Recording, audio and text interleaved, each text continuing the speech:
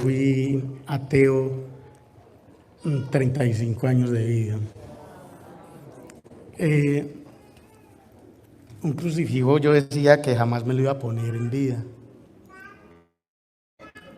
Me hice la primera comunión y a los 9 años recuerdo tal vez que 10 años más o menos que tuve una cruz y jamás, yo dije jamás, fui educado desde el colegio, un colegio marxista en Medellín, y Carlos Marx, Federico Engels, el materialismo dialéctico histórico, desde un profesor de filosofía que me recuerdo tristemente, nos dijo: Dios no existe.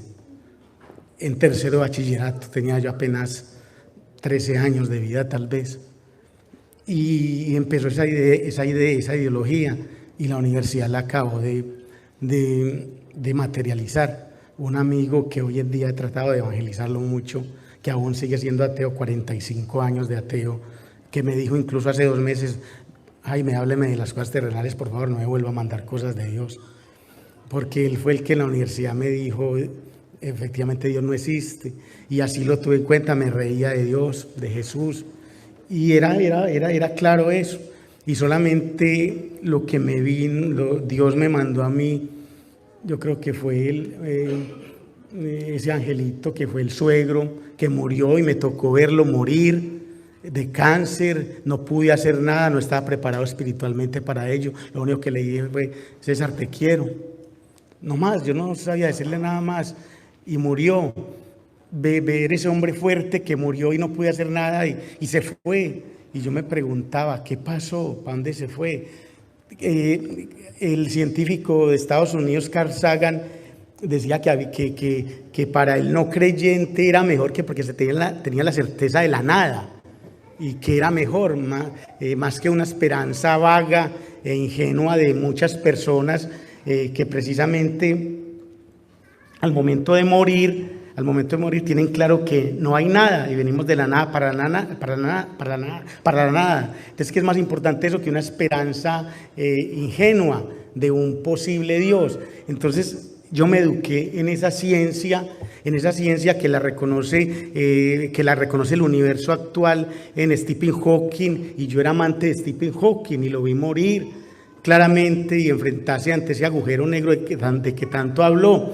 Pero quiero resumir en esta idea: con la muerte del suegro me pregunté y no tuve esa certeza de la nada que me habló Carl Sagan y los demás científicos de la física cuántica actual, que es la que rige en el mundo y quiere pregonarse como la mayoritaria, ¿sí? La discusión entre el ateísmo y la fe, o la fe y la ciencia atea. Entonces, Dios me da un regalo, y fue mi hija, y las primas que están acá, las Betancourt, lo saben. Dios, después de esto, empieza a obrar milagros. Estuve trabajando en la Defensoría del Pueblo antes de venirme a vivir a Estados Unidos, que fue mi mayor sueño, y que le aposté a todo el mundo y nadie me colaboró para entrar a la Defensoría, ni políticos ni nadie, y por un milagro de algo que no voy a contar acá, se dieron las circunstancias y entré de una manera mágica.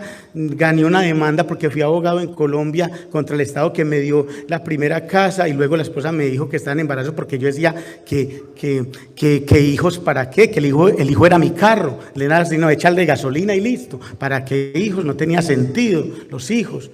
Y me tuve que tragar las palabras porque mi esposa tuvo un embarazo muy triste, donde yo me enamoré, discúlpeme padre, de tocarle el estomaguito. Y me respondía algo que había allí, pero yo decía que eso venía de la nada, de una simple, desde la historia del Big Bang, simplemente que viene la casualidad, de que eso surge de la nada, de una evolución, pues de toda esa teoría científica materialista. Entonces, mi hija era inviable y teníamos un carro ya libre en Colombia, como 40 millones, pues no por hablar del precio. Pero yo le digo: mi amor, ¿y cuánto más hay que prestar? 200 millones, ¿cuánto necesitamos? Porque yo necesito que esta niña nazca, que esta niña...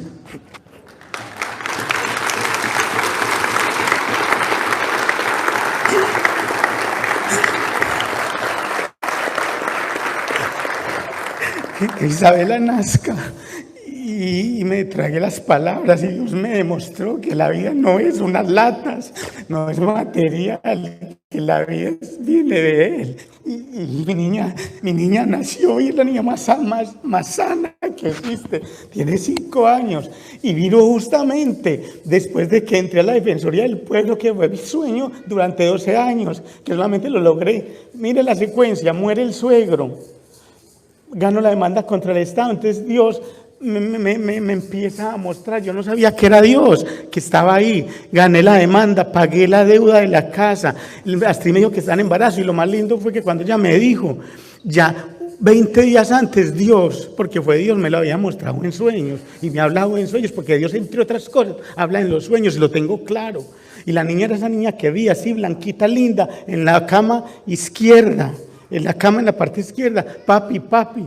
Me dijo 20 días antes, y cuando 20 días después me dice Astrid, estoy en embarazo. Esa niña 3 años después se asomó para mí y me dijo: papi, papi. Esa niña que había visto antes. Entonces, de todo eso, fue muy duro reconocer eso, reconocerlo, porque es duro. Ideológicamente yo estaba cerrado totalmente, y entonces tuvo que suceder muchas cosas. Y yo quiero contar una cosa, padre. Mírenlo, en la Defensoría del Pueblo, toda una noche estudié Derecho Penal para presentar el examen, y mi esposa me decía: váyase, ya usted no va a ser capaz de presentar el examen. No, yo déjeme, me daba una hamburguesa a las 6 de la mañana, y yo leyendo el último capítulo. Yo sabía que tenía que leer el último título, que se llama en Colombia el principio de oportunidad, que es la base de negociación entre el Estado y los ciudadanos para lograr beneficios punitivos. Y resulta que yo no sé por qué tenía que leer ese capítulo, y cuando me enfrenté a esa gran pregunta, porque fue por videoconferencia desde Bogotá a Medellín, que necesitaban 7 defensores públicos para Itagüí. Un defensor público para Itagüí, habíamos 7, y entre esos estaba yo, que fui allá. Nadie me dijo qué debía estudiar, no sabía nada, yo estudié lo que podía. Me enfrenté ante el director nacional de la Defensoría del Pueblo en Bogotá y ante la jefe de personal, y les cuento una cosa. La única pregunta fue: ¿vos sos abogado hace cuánto? ¿En qué ha trabajado? Y vamos a lo académico: ¿qué es el principio de oportunidad? Dígame, ¿qué es el principio de oportunidad? ¿Ante qué juez se presenta? ¿En qué audiencia se presenta? ¿Qué tiempos, qué término judicial se tiene para presentarlo? Era lo que había acabado de leer yo hacía 1 hora. Si yo no le leo y le hago caso a Astrid, tal vez era el mal que estaba en Astrid que me decía: retírese de ahí. Yo no contesto, porque por más que yo supiera ese tema, y las preguntas eran puntuales y había que responder así. Mío, el lunes le mandamos el contrato. Yo lloraba. Y así sucedieron muchas cosas, hasta la venida a Estados Unidos, y todo lo que ha ocurrido, todo me demostró definitivamente que Dios está vivo, que Jesús existe, que está presente,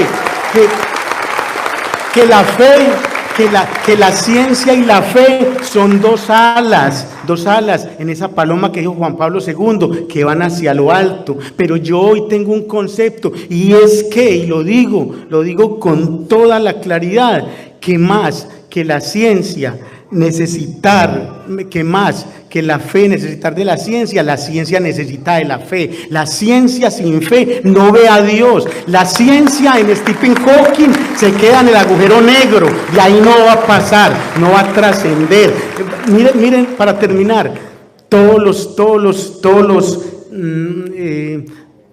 telescopios tan fuertes que se destinaron hace poco para poder fotografiar el agujero negro, donde un científico se atrevió a decir que esa primera fotografía que tiene la humanidad del agujero negro nos hace unas preguntas existenciales, inclusive sobre nuestra vida, sobre Dios mismo, porque es un aro, un fuego que hay allí en la boca de ese agujero negro. ¿A dónde conduce?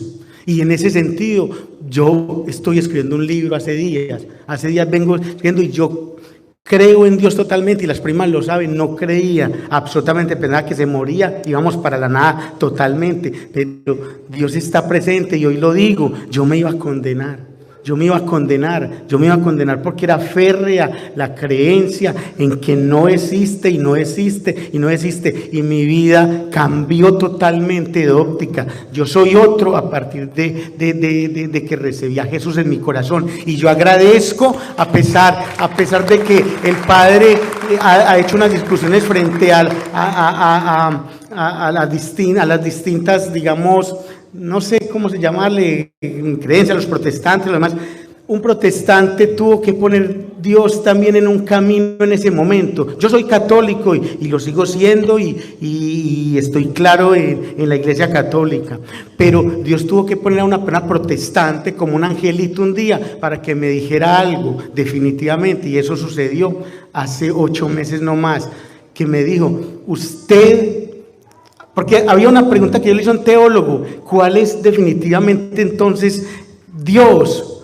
¿En quién podemos ver a Dios? Y él me hizo un análisis teológico y me dijo: la única revelación de Dios es Jesús. Jesucristo es el Hijo de Dios. Hay otros profetas, pero Jesús es el Hijo de Dios. No me quedó claro. Algún día hablé con esta señora que casualmente me la encontré por circunstancias de la vida aquí en Estados Unidos, y me dijo: Jesús es Hijo de Dios. ¿Usted quiere volver a recibir a Dios en su corazón? Me dijo: ¿está preparado? Le dije que sí. Era las 8 de la noche aquí en Tampa, y hizo una oración muy linda, muy linda. Yo no sabía de qué religión era nada, pero me dijo: acepte a Jesús en su corazón. Él es un caballero y Él no entra hasta que usted libremente no lo deje entrar. Usted debe decirle que lo reconoce como Hijo de Dios. Déjelo entrar en su corazón. Hizo una oración muy linda, y me dijo: usted a partir de hoy va a hacer esa oración solita, a su manera, y usted va a aprender a hacer la oración, y a usted le van a empezar a ocurrir cosas fenomenales, hermosas en la vida. No sé qué, y usted me habla de ciencia y cosas, yo no